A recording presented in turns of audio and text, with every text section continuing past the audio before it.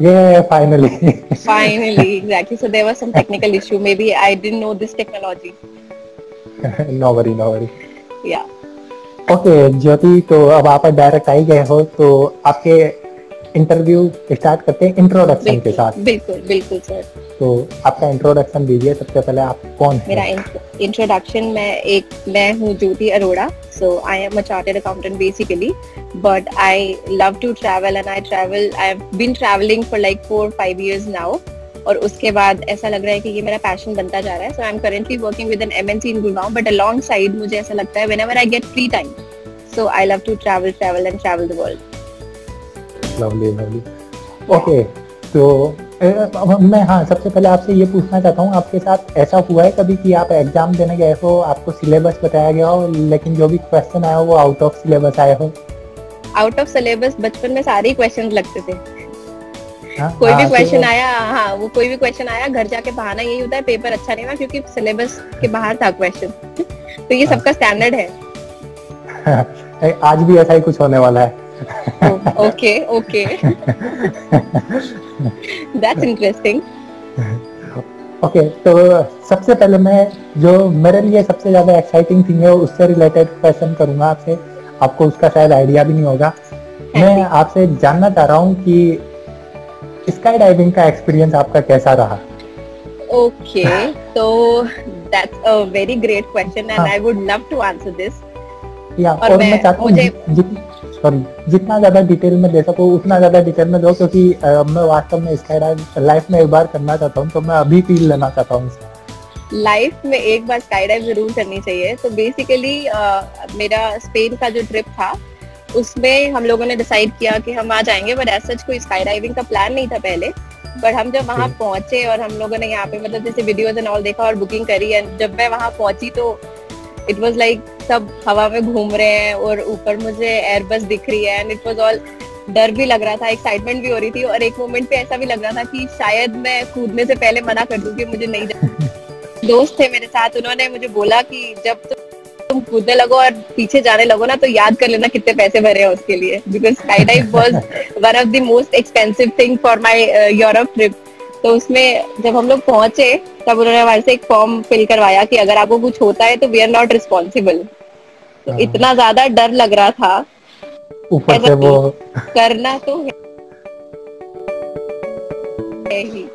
तो उस टाइम पे जब हम चेंज करने गए एंड जो भी मेरा ट्रेनर था वो मुझे सब समझा रहे थे कि कैसे कैसे क्या करना है। आधे घंटे की ट्रेनिंग हुई and then they took my interview that you know how are you feeling, and I got all prepared. And आधे घंटे की ट्रेनिंग के बाद मुझे समझ में आ रहा था कि कैसे कैसे पोजीशन में आपको डाइव करना है, and they don't allow you to look down, because अगर आपने नीचे देख लिया then you'll not be able to gather that courage कि आप कूद जाओ उस टाइम पे। so this is what happened। and जब हम लोग एयरबस पे जा रहे थे तो मेरा वेट और हवा का प्रेशर इतना था कि मैं एयरबस तक ही नहीं पहुंच पा रही थी। ऊपर पहुंचने के बाद जब तक हम एग्जैक्टली हवा में नहीं थे मेरे धक धक लगी हुई थी, ऐसा लग रहा था कि कूदने से पहले क्या होने वाला है, मुझे कुछ समझ नहीं आ रहा था। एंड देन फाइनली जब वो मोमेंट आया तो मेरे साथ मेरी एक और फ्रेंड थी who was diving along with me. हम दोनों ने ये डिसाइड किया कि पहले तुम जाओगी और फिर मैं जाऊंगी, क्योंकि मुझे सच में ऐसा लग रहा था कि अगर मैं पहले गई तो मैं मना करने वाली हूँ कि मैं नहीं जा रही हूँ यहाँ पर। And then my trainer and जो थे मेरे साथ उन्होंने मुझे बोला कि आप नीचे मत देखना बस, and he just made me trust कि अगर मैं गिरूंगा तो आप गिरोगे, और मैं गिरने वाला नहीं हूँ, मैं अपनी जान बचा लूंगा। और जैसे ही हम लोग एकदम एज पे पहुंचे और हमने एकदम नीचे कूदा, जय श्री राम करके अपन कूद गए। उसके बाद तो जो एक्सपीरियंस था, सीरियसली बिल्कुल भी डर नहीं लगा उसके बाद, क्योंकि आपके साथ अब टैंडम स्काई डाइव में क्या होता है, you have somebody along with you, and वहां पर आपको डर नहीं लगता। वहां क्या होता है कि you have to trust that person कि कुछ नहीं होने वाला है। एंड उस बंदे ने मुझे ये भरोसा दिलाया था कि हमारे पास 3 पैराशूट है, एंड हमारे साथ एक कैमरा मैन भी कूदा था और मेरे साथ मेरा टैंडम था, तो उन लोगों के पास 2-2 पैराशूट होते हैं ईच पर्सन। तो उन्होंने बोला इतनी बुरी किस्मत नहीं है कि एक पैराशूट खराब हो, दूसरा खराब हो, या चारों ही खराब हो जाए। एंड देन जब हम लोग नीचे आ रहे थे पैराशूट से, उसके बाद मतलब मैंने उन्हें पूछा था how are you driving it, तो वो मैंने खुद भी ड्राइव किया। इट वाज वेरी इजी, मुझे लगा कि wow that's very simple. So it was truly a great experience। ऐसे मुझे स्काई डाइव करना था दुबई में, बट समहाउ हम लोग पहले स्पेन चले गए तो वहाँ पे मुझे ये अपॉर्चुनिटी मिस नहीं करनी थी कि मैं जाऊँ और वहाँ से बिना स्काई डाइव करके आऊँ। मेरा एक्चुअली ये सपना है स्काई डाइव करने का, जब से जिंदगी ना मिलेगी दोबारा देखिए। मैंने एक्चुअली जिंदगी ना मिलेगी दोबारा वहाँ से आने के बाद देखी है। मेरे लिए ये थोड़ा सा उल्टा एक्सपीरियंस था कि मैंने स्काई डाइव कर ली, वहाँ पे स्कूबा डाइविंग कर ली, सब कर लिया, और मैं जब वापस आई तब मुझे पता चला कि जिंदगी ना मिलेगी दोबारा में ये सब प्लेसेस भी सेम थे। दुबई के मैंने बहुत वीडियोस देखे, लेकिन स्पेन का पता नहीं क्यों अलग ही मजा आता है, ऐसा लगता है मुझे। क्योंकि वो 15,000 फीट का था, तो हाइट भी बहुत ज्यादा थी, तो बट अल्टीमेट फन था, बहुत ज्यादा मजा आया।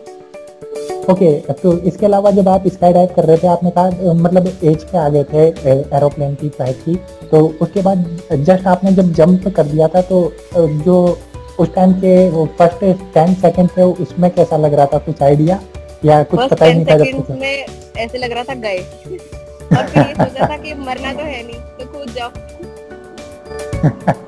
जब भी कूदने लगोगे लाइफ में ऐसे, तो हनुमान जी का नाम लेके कूद जाना। तो उसके बाद हाँ, स्काई डाइविंग के लिए मैंने विल स्मिथ का एक और वीडियो देखा, उसमें कहा है कि जो भी ये अच्छे एक्साइटमेंट मोमेंट होते, फियर के दूसरी साइड होते, बियॉन्ड फियर। बिल्कुल, आपको उस टाइम पे डरना नहीं होता, उस टाइम पे आपको डर छोड़ देना है और बस वो मोमेंट एंजॉय करना है। अब मैं करने के लिए इतना ज्यादा एक्साइटेड हूँ कि अभी डर लगता ही नहीं है। नहीं, वो फ्री फॉल इतना प्यारा होता है कि आपको पता ही नहीं चलेगा कि क्या हुआ। Once you come down, actually हम लोगों ने जाने से पहले बाकी लोगों से एक्सपीरियंस ले लिया था, तो थोड़ा सा आइडिया हो जाता है एंड डर बिल्कुल नहीं लगता। ओके, तो अब YouTube जर्नी की तरफ अपन बढ़ते हैं, बिल्कुल दोबारा सिलेबस पे आ जाते हैं। हाँ जी। ओके, तो अपना जब आपने YouTube चैनल स्टार्ट किया था, तो क्या मोटिवेशन थी इसके लिए? एक्चुअली YouTube चैनल मैंने स्टार्ट किया बिकॉज मेरे को ट्रैवलिंग का शौक कुछ 4-5 सालों से था, एंड तब से मैं ट्रैवल कर रही थी, और तब मैं छोटी-छोटी सी क्लिप्स बनाती थी और व्हाट्सएप स्टोरीज पे और इंस्टा स्टोरीज पे डालती थी। बट मुझे लगा कि ऐसा कुछ मैंने ट्रैवल यूट्यूबर्स कुछ 1-2 लोगों को फॉलो किया है, इनका मैंने ट्रैवल ब्लॉग्स जब देखे, तो मुझे लगा कि इतने सारे नॉलेज जो आप ढूंढते हो, कुछ लोगों को काफी चीजें जो आपके एक्सपीरियंस से सीखने को मिलती हैं, दैट्स अ ग्रेट थिंग। तो मुझे ऐसा लगा कि अपनी मेमोरीज भी हमारे पास रह जाती हैं, एंड देन अल्टीमेटली आप अगर किसी को कुछ सिखा पाओ उन चीजों से, तो वो भी क्यों नहीं। So this is like I follow one YouTuber who is a blogger, Flying Beast, Gaurav Taneja. मुझे उनके ब्लॉग्स बहुत अच्छे लगते हैं, तो he used to make all these travel videos. तो मैंने उनका थाईलैंड का एक वीडियो देखा था, तो मुझे लगा कि sharing your live experience, that how are you feeling on that trip and how did you manage to come and what all are you doing, so that gives a motivation to the people and that gives an experience, a flavor of that place, virtual traveling जिसे हम कहते हैं। Yeah. So that gave me this inspiration, and I started. I thought that this is a good idea, and I've been traveling for this long, तो मैं ये कर सकती हूँ। Although that's not an easy journey, because once you make the videos, you have to edit the videos and post that, so that requires a lot of time. And आपके busy schedule में से ultimately अगर आपका passion है तो time निकल जाएगा। हाँ, तो आप सीए होके भी इतना टाइम निकाल लिया, तो ये तो बहुत बड़ी बात है वैसे। Exactly. So basically, I take my time on these weekends and holidays.